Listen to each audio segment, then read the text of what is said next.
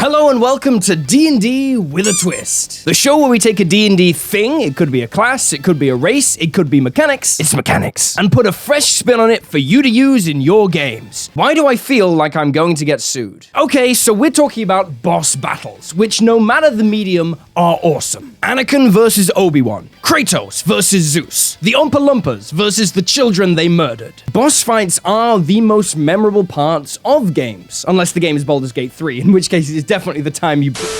But in D&D, boss fights and high-level encounters have problems. That's not to say it's impossible for a great GM to run an epic fight, but it's way harder than it should be. So let's fix it. This is a gargantuan-scale boss fights rules expansion for D&D. From my Kickstarter coming out September 12th, Ryoko's Guide to the Yokai Realms, link up here somewhere. So, let's first explore the limitations of epic combat in the core 5e system. The thick booty kobold problem. So, what is the difference between the Tarrasque and a kobold? In terms of combat mechanics, not much. If you're a barbarian, you are still raging, running up to the enemy, rolling a d20, and if you hit, you deal damage. The main difference is that against a kobold, combat takes 20 seconds, and against the Tarrasque, it takes 4 hours. This is the thick booty kobold problem. The bigger the monster, usually the longer the fight. So if you want to run a super boss encounter, you need to keep players engaged for longer than normal. That means rewarding players and giving them the tools to do epic things, not just the same stuff they'd do against a creature 1,000 times smaller. That's our aim number one, a stat block and system that gives players the tools to be epic and rewards them for doing so. A logical threat. So let's talk about hit points. They're awesome. You've got a kobold, it has 5 hit points. You hit it with a stick, it has 0 hit points. Mechanically and narratively, that makes sense. However, that logic doesn't really hold up for the Tarrasque or Tiamat or a Kraken. Should a Godzilla-sized creature be able to be beaten by getting stabbed in the foot 1,000 times? In D&D land, it does, but in real life, it wouldn't, right? This is why builds that can technically kill a Tarrasque at level 1, like a Forged Cleric Aarakocra, always feel kinda lame. World-ending threats should require big-brain solutions. In Empire Strikes Back, the AT-ATs seem almost indestructible, but they take one down with a speeder by tying its legs together, and another by sneaking onto it and throwing a grenade inside. That's the type of narrative experience we're looking for. Combat as storytelling. D&D is a narrative-focused game, and combat should play a part in that. A fight is its own mini-story, and so the characters within should grow and change as a result of what happens to them. One of the greatest boss fights in video game history is against Mr. Freeze in the game Batman Arkham City. You are Batman, and every time you damage Freeze, he adapts his tactics. You can never hurt Mr. Freeze in the same way twice in this fight, because he won't let you. He's a real person. He learns from his mistakes. He constantly evolves. Bosses should evolve. They should react to players and change how they behave. What actions they can do, how quickly they move, or how aggressive they are should shift across a battle. Not only does this make them feel alive, and not just stat blocks on a page, but it forces the players to adapt as well. A truly dynamic stat block will also mean that no 2 boss fights are the same, and give GMs the tools to actually run them that way.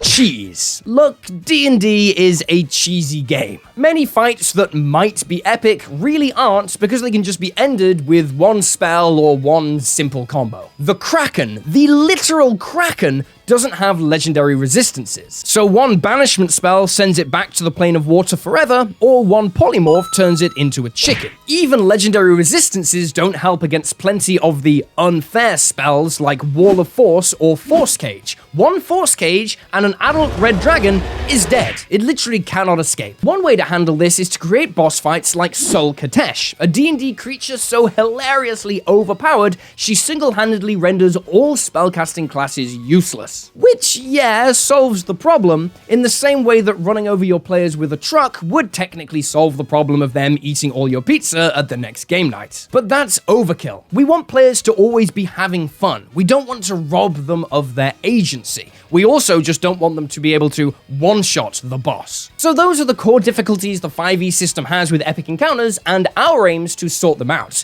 Let's talk about how to fix it. By the way, a full PDF of these rules is linked down below for you you to reference as a reduced version of the rules from Ryoko's guide. The Kaiju Battle System. Okay, you're staring down a 50-foot tall cat with lightning coming out of every orifice. How do you kill it? Well, just like the AT-ATs in Star Wars, you have to uncover and exploit its weak spots. This is the heart of the Kaiju Battle System. To break this down, let's take a look at Bakurio, the Ascendant Cascade, as an example. Here she is. Let's kill her. As far as stat blocks go, she doesn't look too different. This is the highest power version of Bakurio I'm showing you, by the way. Like all the kaiju in Ryoko's guide, she comes at 3 different power levels, so you can run her in any level of game. Epic combat doesn't demand high level. You can run these fights starting at level 5. She's also got some very tasty abilities that prevent player cheese. Kaiju Force lets a kaiju break any magical barrier as an action by moving through it. She's also got Kaiju Fortitude, another anti-cheese mechanism. This protects kaiju from effects that would alter their form or move them to another plane of existence against their will. Kaiju are manifestations of the world's primal fury and power, so it makes sense to me they would be sort of tied to the realm they're in. And honestly, in terms of anti-cheese, that's basically all these creatures need. Steal these 2 simple abilities for any boss you want to protect from being instantly one-shotted without having to stuff a bunch of Dispel Magic and Counterspell into the stat block. Back to Bakurio though, and you'll find her stat block has a water form. She enters this form when her chaos threshold reaches 0. But wait,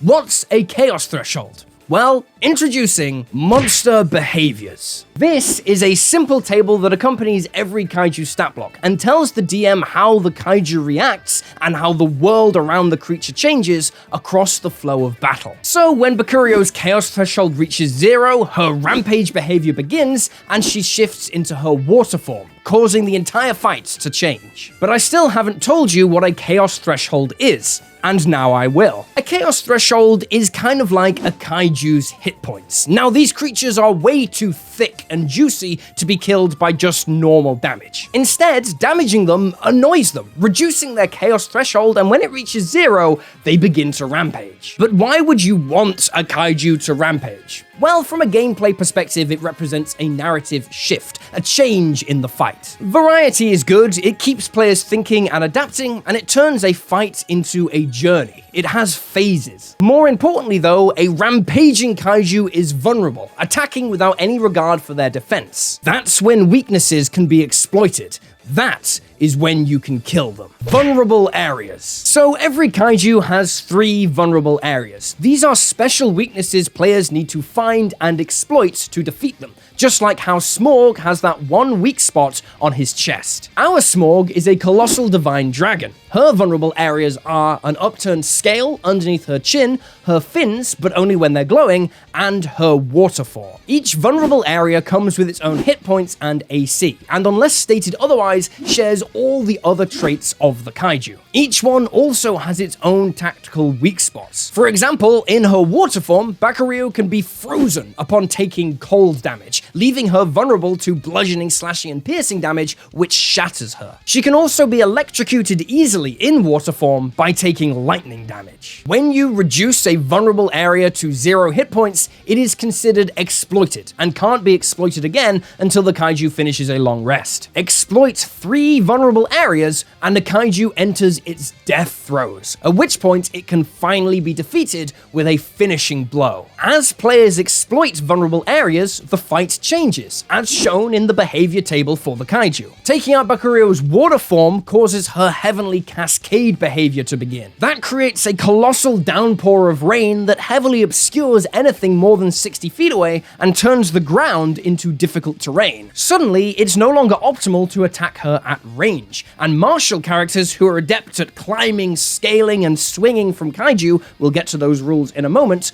are going to shine. The order players choose to approach taking out vulnerable areas completely changes how a fight plays out. And different types of builds and classes are better suited to taking out different types of vulnerable areas. Everyone has a chance to shine. But let's talk about how to finish these fights. You've taken out all 3 vulnerable areas, and Bakurio has entered her death throes. From here, a kaiju's weapon attacks are made at advantage, but the crit threshold for you to score a crit against that kaiju is reduced by 2. Each kaiju has a number in its stat block called a finishing blow. This is the amount of damage that needs to be dealt to it in a single turn while it's in its death throes for you to finally defeat it. Obviously, the increased crit chance helps make this moment epic, but Ryoko's guide also includes full party combo attack mechanics that let everyone strike simultaneously in a super move once a day, which is perfect for finishing these creatures off. Deal a finishing blow and the battle is won. Or if you're more on the good side of things, some kaiju have alternate win conditions listed in their stat block, letting you calm them down instead of killing them. You're then free to collect a buttload of loot and craftable materials to make magic items with, using the harvesting and crafting rules in Ryoko's. Important other rules. Okay, so you understand the core mechanics of how this fight is gonna play out, but the astute among you will be wondering,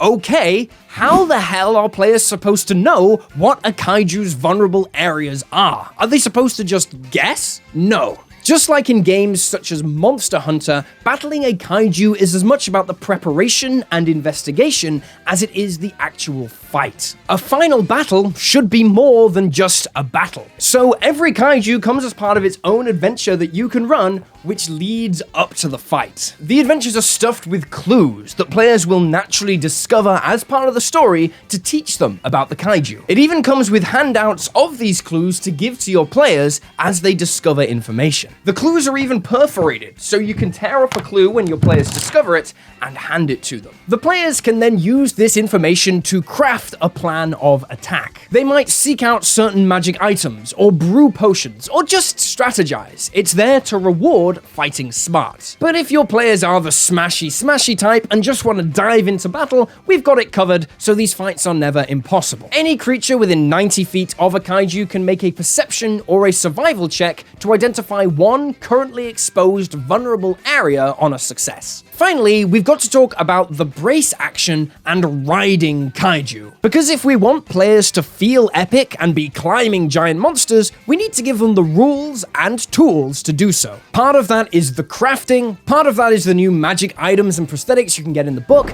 part of that is the weapon mastery system to give martial characters a bunch more options, and part of it is scaling gargantuan creature rules. So when you're within 5 feet of a gargantuan creature, you can use half your movement to begin scaling it. If you teleport or fall onto a gargantuan creature on your turn, you can use half your movement to grab onto it as well. Once you're scaling a kaiju, you can move across its body, but it is treated as difficult terrain unless you have a climb speed or some of the magic items in the book. Being on a kaiju has other advantages too. You move with the creature, you can strike at vulnerable areas from close range to bypass some of their defenses, and you have half cover from the kaiju's weapon attacks. You can also take a new type of action, brace. This is really simple. You use half your movement speed to brace yourself against an object or gargantuan creature you are scaling, no action required. You are then braced until the start of your next turn. Your movement speed falls to 0, but you have advantage on saving throws and ability checks to avoid being moved. Very handy if a kaiju tries to shake you off. It's also just a handy rule to have in any type of game. Great for clinging to ships in a raging storm, or riding a draconic spirit into battle. Even better, if you're braced against a creature, your first attack roll against it is made at advantage. This is perfect for warrior types who want to grab onto a dragon, ride it through the air,